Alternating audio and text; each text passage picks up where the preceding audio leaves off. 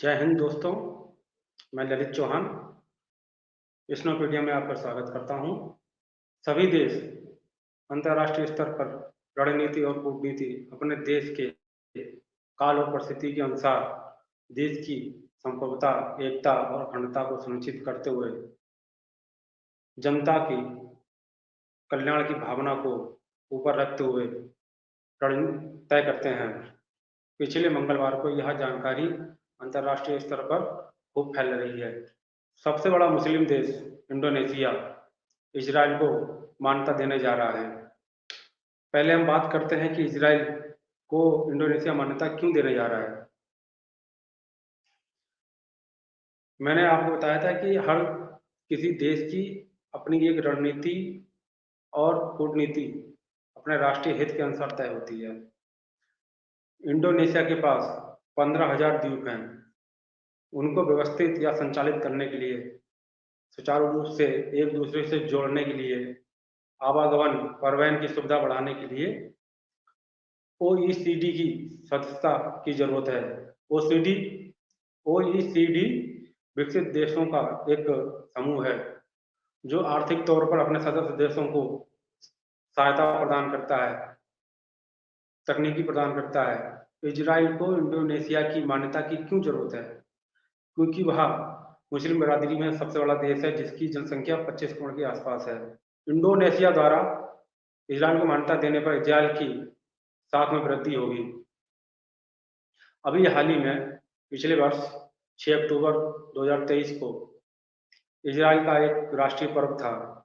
उस पर्व पर हमास, जो कि फिलिस्तीन में स्थित एक आतंकी संगठन है, उसने 6 अक्टूबर को 5 से 7,000 रॉकेट दागे, जिसमें इजरायली नागरिक 1,000 से ऊपर मारे गए। इजराइल की जनता और सरकार बदला लेने के लिए बहुत ही बेताब है। उसने अभी तक हमास के खिलाफ जो कार्रवाई की है उसके अंतर्गत कम से कम 30,000 लोगों को मार दिया है। माना जाता है इंडोनेशिया को मनाने में ओईसीडी के महासचिव मैथ्यूस कोरमान की अहम भूमिका है। इससे पहले मैथ्यूस कोरमान ने इंडोनेशिया को इजराइल के प्रति तीखा और रूखा व्यवहार न दिखाने के लिए मनाया। इसी के परिणाम स्वरूप इजराइल ने एक शर्त रखी कि वह ओईसीडी में इंडोनेशिया की सदस्यता को मान्यता तभी देगा जब वह इजराइल को मान्यता देगा देश जब वह इजराइल को देश के रूप में मान्यता प्रदान करेगा। इजराइल ने गाजा में मानवीय सहायता पहुंचाने के लिए इंडोनेशिया को स्वीकृति प्रदान की। परिणाम स्वरूप इंडोनेशिया ने अपने रूप में नरमी बरती। उसी का नतीजा है कि वह इजराइल को देश के रूप में मान्यता देने जा रहा है। लेकिन हर देश चुपके चुपके किसी न किसी देश से अपना व्यापार चलाता है, जिससे उसी देश की जनता को महंगाई, बेरोजगारी और तकनीकी और वित्तीय अक्षमता से ना जूझना पड़े। इंडोनेशिया द्वारा इजराइल को देश के रूप में मान्यता देने के कारण इजराइल विरोधी गुट जैसे तुर्की, ईरान, चीन, पाकिस्तान आदि ऐसे देश हैं जिनको बहुत ही असहज स्थिति से गुजरना पड़ रहा है, क्योंकि ये सभी देश मुस्लिम एकजुटता की बात करते हैं और इजराइल को मुस्लिम विरोधी देश बताते हैं। ये मुस्लिम देश इजराइल का विरोध क्यों करते हैं? इसका मुख्य कारण है कि 1948 में ब्रिटेन द्वारा मध्य पूर्व एशिया, जिसको पश्चिमी एशिया कहा जाता है, में यहूदियों को कई देशों से लाकर बसाया गया। ऐतिहासिक तथ्य है कि यहाँ पहले यहूदी देश था। यहाँ पे 3 पवित्र स्थल हैं, ईसाई, यहूदी और मुस्लिम, तीनों के पवित्र स्थल यहाँ पे स्थित हैं।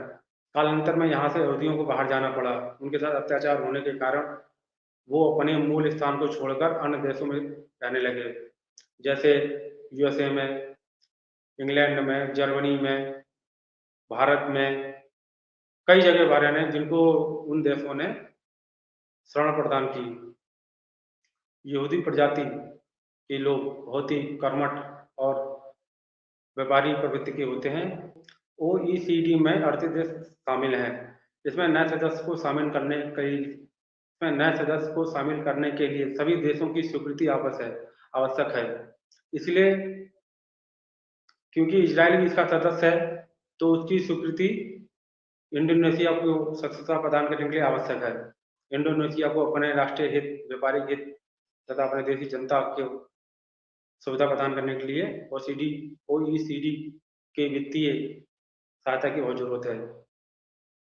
अब हम बात करते हैं ओईसीडी के बारे में। द्वितीय विश्व युद्ध के दौरान Europe, Africa, America, Japan, Italy और पश्चिम एशिया के देश शामिल थे।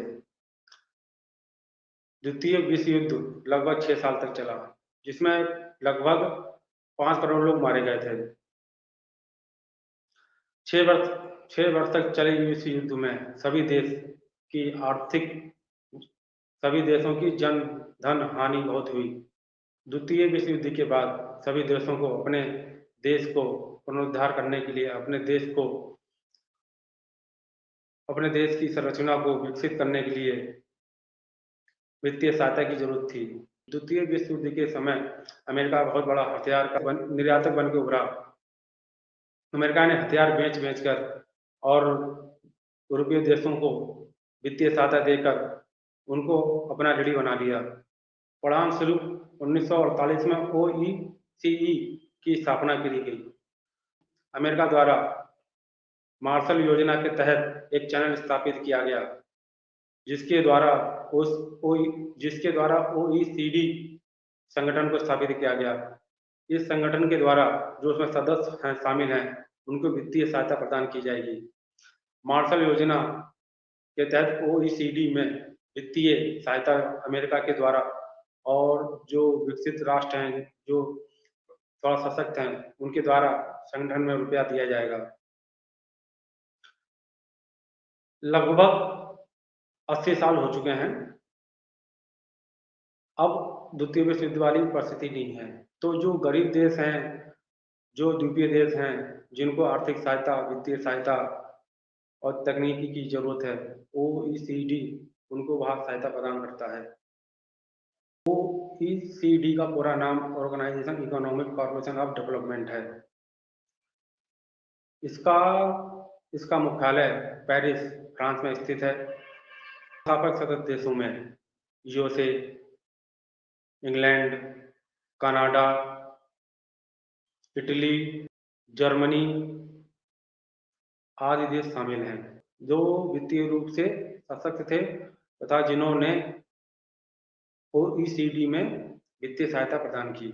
ओईसीडी को स्थापित करने का मुख्य कारण क्या था?